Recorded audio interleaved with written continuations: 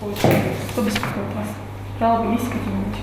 Это один из обязательных вопросов к пациенту, который готовится к вакцинации. Прежде чем перешагнуть порог процедурного кабинета, тщательный осмотр у инфекциониста. Здесь же проверяют давление, меряют температуру и сатурацию.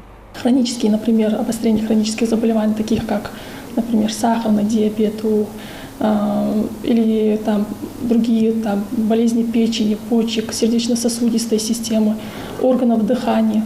На момент осмотра, если есть какие-то обострения, мы выжидаем недели 2-4, потом только делаем вакцинацию.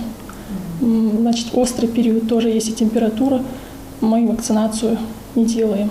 После введения препарата вакцинируемый еще 30 минут находится под наблюдением врачей. Эту процедуру инфекционист Марета Исмурзиева прошла и сама в качестве пациента. Она привилась в прошлом месяце, когда регион получил вторую партию спутника ВИ. Для Назрановской поликлиники выделено 174 доз. Вакцинировали уже 89 человек. Препараты в первую очередь предусмотрены для врачей и учителей от 18 до 60 лет. Тех, которые находятся в группе риска. И также мы прививали работников, которые работают, медработники в красной зоне. Первые в списке, конечно, не переболевшие. Привилась спутником ВИ и врач-терапевт Далида Хильгова. Работая в изоляторе поликлиники, девушке повезло не подцепить коронавирусную инфекцию. Признается, что больше переживала заразить родителей. Чувствует себя сейчас прекрасно. Это лучший способ, как обезопасить себя и в то время окружающих тоже. Первые 2-3 дня у меня была слабость, немножко повысилась температура, а на данный момент чувствую себя прекрасно.